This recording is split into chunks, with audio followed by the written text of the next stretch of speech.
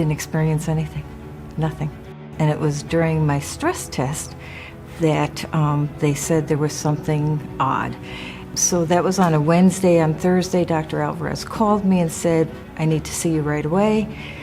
I was surprised by that because I think I'm pretty healthy. So I went in and she said, we found something concerning on your stress test and we'd like to do a heart catheterization. When I got out of the catheterization, she said we found a 99% blockage and we had to put a stent in your heart.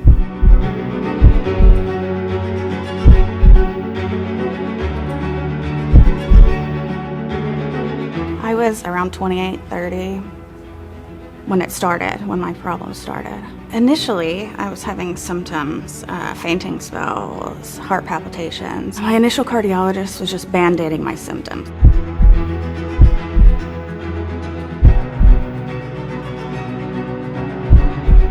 I would be completely out of breath.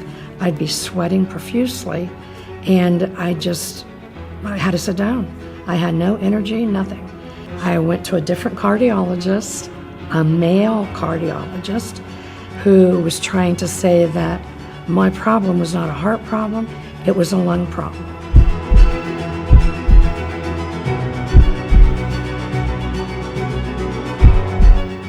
I've always been very healthy. So when I first started seeing Dr. Alvarez, I had a concern post-COVID. So just in my work day, I was coming home really tired. And even just walking around the house, I was just finding that I was extremely winded, couldn't catch my breath. That's very atypical for me. And you worry, and being a single parent, I worry that, is my lifestyle going to catch up with me sometimes?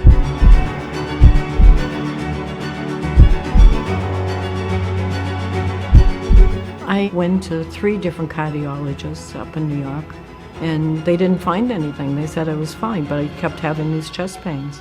And after that time that I collapsed in the dressing room when they sent me home, I was in the hospital in the cardiac unit, and Dr. Alvarez came to see me. So I told her the whole story, and she said, we could ask for your records from New York or something. She said, but if you were my mother, this is what I'd do.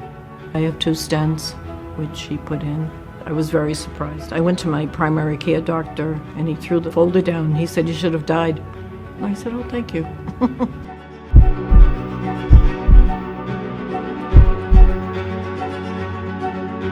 I got up one night and I had chest pains. And I said to my husband, call 911. He goes, what's the matter? I said, just call 911. Tell them I'm having chest pains. And I went. And they had no clue what was going on. I went home, went to see Dr. Alvarez, and she said, right away, don't ever think twice about calling 911 again because you didn't find nothing. That is an important lesson also to learn.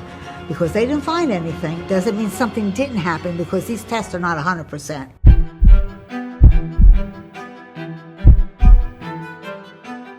When we look at the statistics and we see that more women die from heart disease than men, and we try to understand why is that happening, it's complex. So I decided to take it upon myself to come out here and then talk about the condition and help them understand why are we different, how do we present, what can we do to prevent becoming another statistic in cardiovascular disease. I think, again, as women, you trust your physician to do the right thing for you, but sometimes we do feel like something else is wrong. You have to trust that instinct and try and find someone that advocates for you. So I sought out Dr. Alvarez after hearing good things about her, and she ran tests, and right away she knew what it was. All it took was the right test. My generation, we were taught that they were right and we were wrong, basically. Listen to the doctor. I went to Catholic school, you had to listen to the nuns too. But you listen to the doctor, he's right. Well, I'm the doctor, you're the patient. Well, yeah, I am the patient. That's why I'm asking the questions. You don't have to be mean or nasty, and if he doesn't answer your question or she doesn't answer your question, you just walk away. I've done that.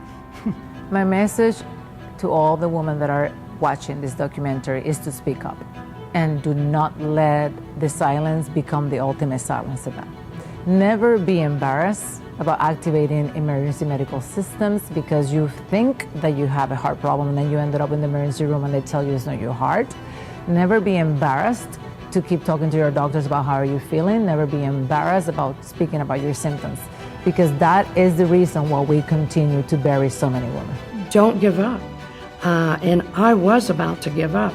After 2 years, I just thought, this is my life. Being someone that was out golfing 18 holes a day, I couldn't even hardly walk without being out of breath. I say to anybody that, is having symptoms that they can't find out what's wrong, go to a female cardiologist.